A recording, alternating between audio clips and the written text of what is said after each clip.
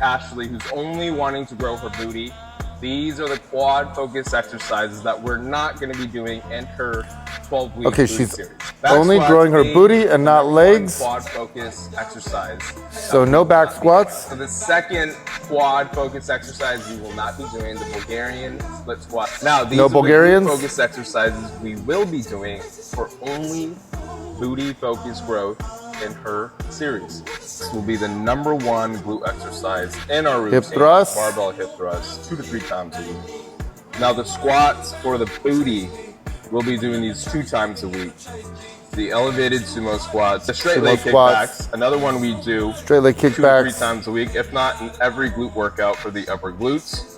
One of my favorite glute exercises for producing the pump. You got the feet elevated frog pumps. Kneeling thrusters, another one we'll be doing for glute focus growth. Kneeling thrust. And the upper glutes.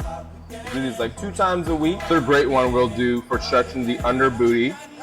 Stationary box step-ups, getting the deficit. Another great glute isolation we'll be doing 2 to 3 times a week in her routine. The lateral leg raises for the side booty. Glute isolation we'll be doing the quadruped kickbacks, ankle weight kickbacks. Okay, so that's the LA booty builder. I agree with a lot of what he's saying, and this pisses people off because they're like, those aren't effective. If you've ever trained models, you can't grow their legs. If you grow their legs, they're out of a job. I've trained several models in my career, and they're like, I want a little more booty. I can't grow my quads though, or the agency's gonna flip. They don't want you looking like you lift a lot. So you have to have ways of growing the glutes without growing the legs, which is not easy to do. He mentions hip thrusts. I would say glute bridges would be even better at that because glute bridges take quads out of it. But yeah, get really strong at glute bridges. And to me, that's the primary glute builder because you want something that's conducive to progressive overload. Do hip thrusts build the quads a little bit. In a recent study, they grew the quads half as much as squats did. So they could lead to some quad growth. And then the other stuff he does, it looks like he's just going lighter on some like the elevated sumo squats and step ups. He's keeping them light. So you try to use mind muscle connection for the glutes and you're not going to use a lot of progressive overload. And then a lot of movements that a lot of you think are very wimpy, but they are activating the glutes and they're not going to work a lot of quad, adductor, or hamstring. So I agree with this guy's method if that is your goal. But a lot of people shy away from getting really strong at squats and RDLs and lunges because they think their legs are too big or they think they're quad dominant when really they're just overweight. They're storing a lot of body fat and you diet down and get rid of that fat. And what you'll find is you didn't have too much muscle on your legs and you can benefit from doing those exercises. Most of my girls train the same way and they get very strong at all the big lifts, including squats and deadlift and lunges, etc. I'm Bret Contreras, aka the Glute Guy.